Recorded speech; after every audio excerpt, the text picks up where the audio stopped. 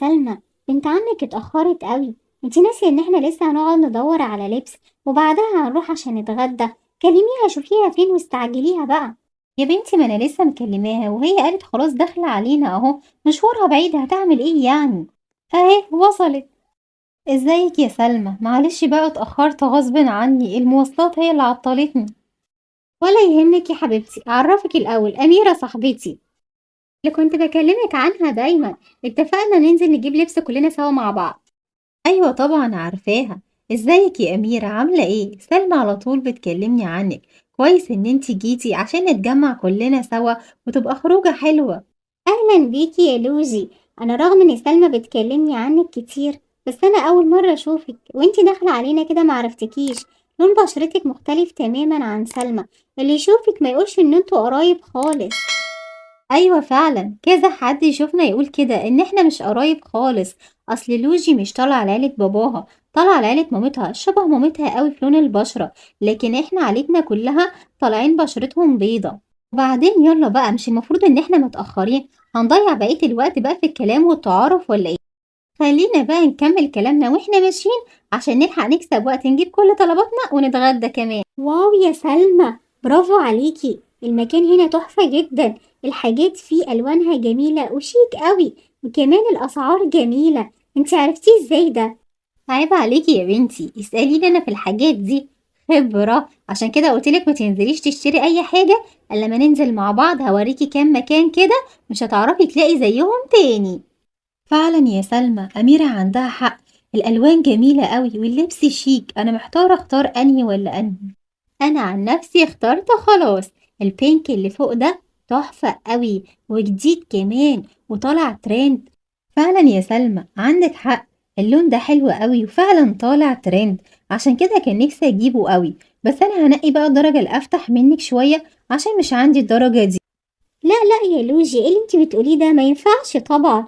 الدرجة دي ما تلاقيش عليكي خالص. انتي ناسي ان انتي لون بشرتك سمرة، لازم تختاري درجات تتناسب مع لون بشرتك عشان ما تبينش سمارك اكتر. لا يا أميرة خالص، بالعكس. ماله لون بشرتي؟ أنا عمري ما اتأيدت بدرجة لون معين أو بلبس معين عشان بشرتي. دايما بجيب الألوان اللي بتعجبني والألوان اللي طالعة ترند، وكل اللي بيشوفها عليا بيقول إن هي جميلة جدا، وعمر ما حد قال لي العكس. يا جماعة، ده أنا كنت تعبت قوي من كتر اللف وجوعت جدا. الأكل طعمه تحفة. لا بجد برافو عليكم، سلمى متخصصة في محلات الملابس وانتي يا أميرة متخصصة في المطاعم. طب بقول لكم ايه، ما تيجوا بقى نستغل الوقت الجميل ده والخروجة الحلوة دي وناخد صورة سيلفي مع بعض عشان نبقى ننزلها كلنا النهاردة. فعلا عندك حق يا أميرة. يلا وأنا كمان مستعدة. يلا يا بنات، فين الابتسامة الحلوة والحركات بقى؟ ايه ده؟ استني يا أميرة، لا ما تصوريش كده. ايه يا بنتي ما جبتيش فلتر ليه؟ انتي ناسية ان لوجي بتتصور معانا؟ ولا انتي عشان طالعة حلوة في الصورة والإضاءة حلوة بالنسبة لك فخلاص يعني؟ ايه يا سلمى في ايه؟ خليتيها تلغي الصورة ليه؟ ما كانت صورة حلوة وجميلة ومش محتاجة فلتر ولا حاجة. وبعدين مين قالك ان انا كل ما بتصور بعمل فلتر يعني؟ انا بعمل الفلتر كده من باب يعني الهزار والدلع، زي اي بنت ما بتحب تجربه، لكن مش اساسي معايا في التصوير. على فكرة انا بحب اتصور من غيره وبحب شكلي من غيره. لا استني بس انتي يا لوجي، على فكرة سلمى عندها حق. ده انا عندي حتة فلتر هنا مش هتبطلي تتصوري بيه، هيظبط لك الإضاءة جدا وهيخلي بشرتك لونها فاتح جدا جدا وهتحبيه. بصي بصي جميل ازاي. الله على الصورة دي. يلا بقى قربي بقى وابتسامة كده وحركة حلوة عشان ناخد الصورة.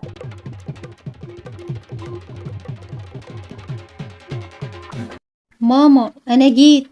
حبيبتي يا لوزي، ايه الاخبار؟ يلا فرجيني على اللي جبتيه بسرعه. ايه ده؟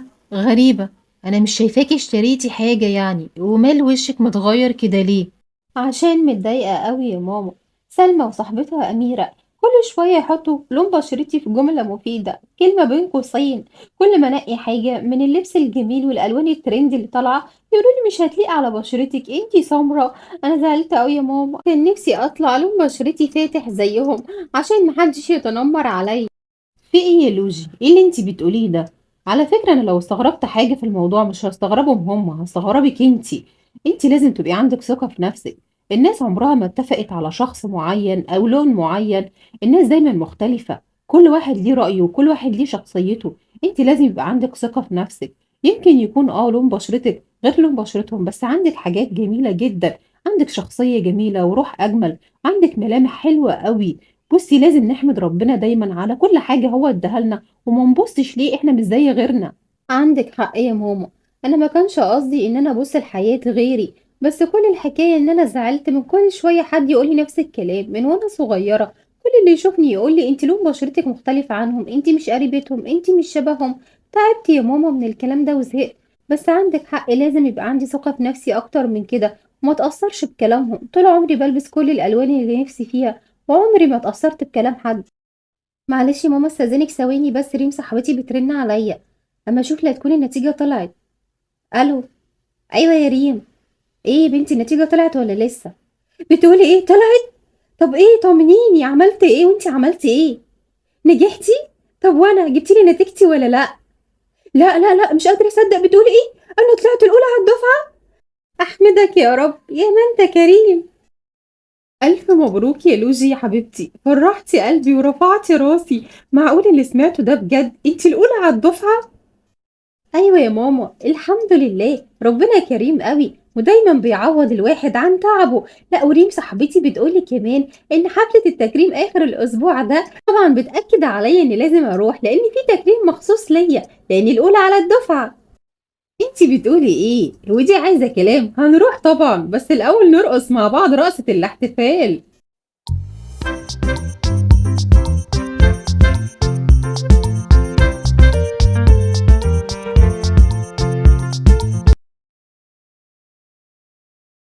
حفلة التكريم النهارده كانت حلوة أوي، وخاصةً التكريم المخصوص ليكِ يا حبيبتي، كنتِ طالعة زي القمر، ألف ألف مبروك، أنتِ تستاهلي كل خير. حبيبتي يا ماما، ربنا يخليكِ ليّا، أنا من غيرك ولا أي حاجة، أصلًا التكريم ده المفروض يكون ليكِ أنتِ، أنتِ اللي بتدعميني دايمًا وبتشجعيني ودايمًا واقفة في ضهري.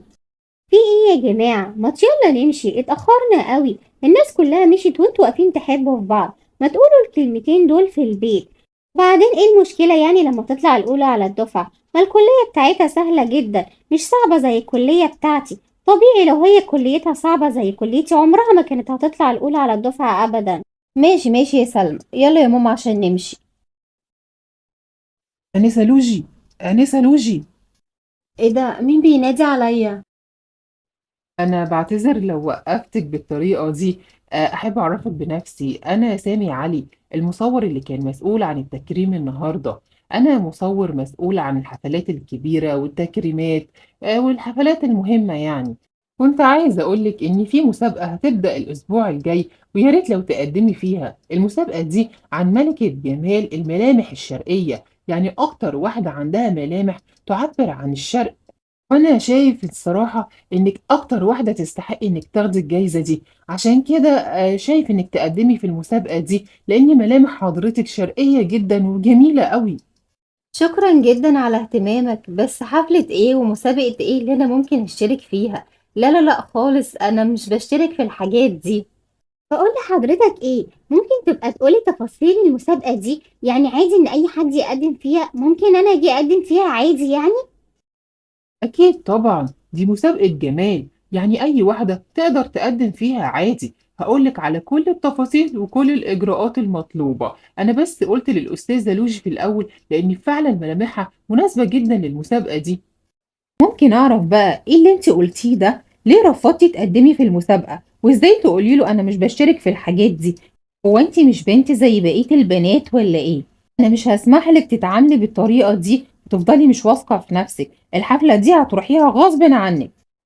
يا ماما انا ما عنديش مشكلة ان انا اروح الحفلة عشان استمتع زي الحضور الموجودين زي المعازيم كده، لكن ابقى متسابقة لا لا يمكن. يا ماما انت عارفة ان هما بيتنمروا عليا، انت عايزة الناس تضحك عليا، بيقولوا دي طالعة تتسابق ازاي يعني؟ وبعدين انت مش عارفة لون بشرتي معقدني ازاي، دي سلمى رايحة يا ماما المسابقة، انت ما سمعتيهاش؟ يا بنتي افهمي بقى، أنتِ ملامحِك حلوة جدًا، وحضورِك الحفلة مش هيخسّرِك حاجة، حتى لو ما كسبتيش الجايزة مش مهم، اسمِك حاولتِ زيِّك زي بقية البنات، وبعدين هو لمّا ندى ما ندهش على سلمى، نده عليكِ أنتِ، ده معناه إيه؟ معناه إن ملامحِك جميلة ومناسبة للمسابقة جدًا، عشان خاطري يا بنتي وافقي بقى. أنا مبسوط جدًا إنِّك سمعتِ كلامي وجيتِ اشتركتِ في المسابقة. طبيعة المسابقة عشان تبقوا عارفين، لجنة التحكيم هتبقى موجودة في أوضة وهتشوفكم من خلال شاشات العرض والكاميرات، وبناءً عليها يحددوا كل واحدة هتاخد كام من 10. كل متسابقة بعد ما هتخلّص هتستنى في الاستراحة، وعلى آخر اليوم هنعرف النتيجة وهنعرف مين اللي هتكسب التاج. كده كل حاجة بالنسبة لكم تمام والّا في أي مشكلة؟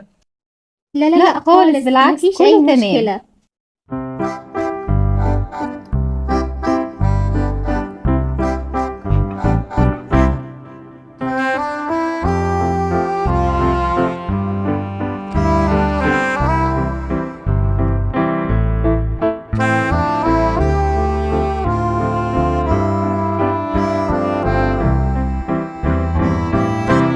أنا فرحانة أوي، مش قادرة أصدق إن أنا اللي كسبت التاج وأنا اللي خدت الجايزة. ياه إيه الإحساس الحلو ده! حبيبة قلبي القمراية، صدقتيني بقى، أنا قُلت لِك إنِّك أكيد هتكسبي، كان لازم يبقى عندِك ثقة في كده. فعلا يا ماما عندك حق، كل واحد فيه حاجة بتميزه أكيد عن التاني. مبروك يا أنسة لوجي على الجايزة وعلى التكريم، أنتِ تستاهلي تكوني ملكة جمال الشرق فعلًا، ملامحِك في منتهى الجمال، واتأكدت إن أنا كنت صح لمّا فكرت أقول لِك أنتِ بالأخص على المسابقة دي.